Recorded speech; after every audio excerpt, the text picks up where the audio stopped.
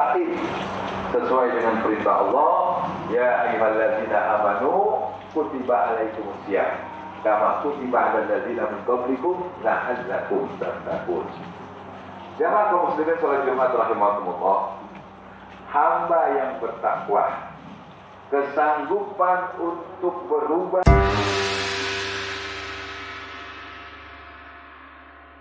Assalamualaikum warahmatullahi wabarakatuh. Bismillahirrahmanirrahim. Alhamdulillahirabbil alamin. Allahumma sholli ala sayyidina Muhammad wa ala alihi wa sahbihi ajmain, amma ba'du. Seringkali kita itu menolak kebenaran karena kita tidak tahu. Ada kawan saya bercerita bahwasanya ada sekelompok orang yang menyalahkan pelaksanaan sholat Jumat yang dilaksanakan di aula atau bahkan di ruangan tempat makan di sebuah perusahaan atau kantor. Kenapa kok Jumatannya nggak di masjid? Mungkin kalau kita kurang informasi tentang fikih akan menyalahkan kalau ada pelaksanaan sholat Jumat bukan di masjid. Namun sejatinya kalau kita membaca kitab-kitab fikih itu, justru menurut jumhur ulama ini objeknya adalah 4 madhab ya. 3 madhab itu diantaranya Imam Syafi'i, Imam Ahmad, dan Imam Hanafi itu tidak mensyaratkan Jumatan itu harus di masjid. Jadi walaupun memang Nabi itu Jumatannya di masjid dan kita menyaksikan Jumatan selalu di masjid, faktanya fine saja Jumatan tidak di masjid gitu. Di lapangan misalnya, atau di gedung olahraga misalnya.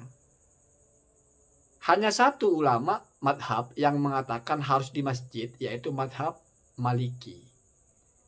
Jadi sejatinya nggak ada masalah kita Jumatan di mana saja, selama lengkap syarat sah Jumatnya gitu. Kenapa? Karena di masjid itu tidak menjadi syarat sah sebuah Jumatan gitu. Itu sudah masyhur dalam kitab-kitab fikih. Misalnya dalam kitab Al-Wajiz karya Imam Al-Ghazali juga seperti itu.